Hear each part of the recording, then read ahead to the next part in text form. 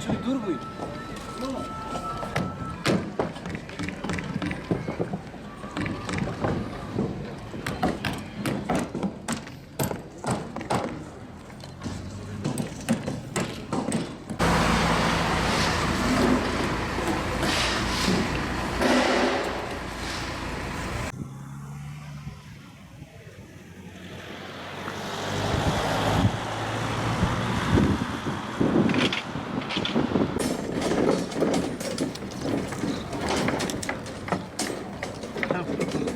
İş güvenliği uzmanı olarak 2025 yılı cinayetlerinin tablosunu sizlerle paylaşmak istiyorum.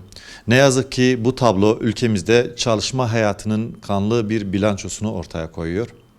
Geçtiğimiz 2025 yılında en az 2105 işçi iş cinayetlerinde hayatını kaybetti. Bu her gün ortalama 6 işçinin çalışırken öldüğü anlamına geliyor. Resmi istatistiklerin çok ötesinde medya haberleri ve doğrudan bildirimlerle değerlendirdiğimiz bu sayı bile buzdağının görünen kısmıdır. Gerçek rakamın çok daha yüksek olduğunu düşünüyoruz. 2025 yılının en çarpıcı gerçeklerinden biri 94 çocuk işçi hayatını kaybettiğidir.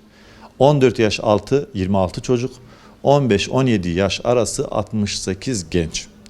Son 15 yılın verilerine baktığımızda en yüksek çocuk işçi ölümü ne yazık ki 2025 yılında gerçekleşti. Bu artışın başlıca nedenleri MESEM uygulamaları veya düşük ücretlerle sigortasız ya da göstermelik sigortalı olarak çocuk işçilerin sömürülmesidir. Bunlar iş kazası olarak düşünülemez. Bunlar iş cinayetleridir. Kadın işçilerden 138, erkek işçilerden 1967 can kaybı var. Göçmen işçilerden en az 91 kişi hayatını kaybetti. Bunların 33'ü Suriyeli, 12'si Afgan. Sektörel bazda bakarsak sanayi sektöründe 691 kişi, inşaat sektöründe 521 kişi, hizmet sektöründe 478 kişi, tarım sektöründe 415 ölümle başı çekiyor ne yazık ki. En riskli meslekler inşaat işçileri, tarım işçileri ve şoförler.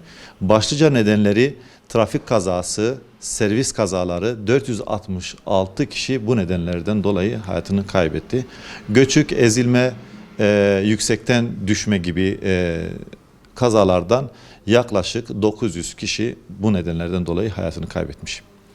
Sendikalı işçi ölümü yalnızca 50 kişi, yani toplamının %2.4'ü. Örgütlülük hayati bir koruma kalkanı olduğunu bir kez daha görmekteyiz. 2025 yılında maalesef hafızalara kazınan bazı olaylarımız oldu. 8 Kasım 2025 yılında Kocaeli Dilovası'nda bir kozmetik firmasında yangın ve patlamadan dolayı 7 işçi hayatını kaybetti. Bunlardan 6'sı kadın, 3 tanesi çocuktu. Yasa dışı şartlarda çalıştırılıyorlardı. Ölüm gününde sigortaları yapıldı. Kadın ve çocuk işçiler göz göre göre katledilmesiydi bu.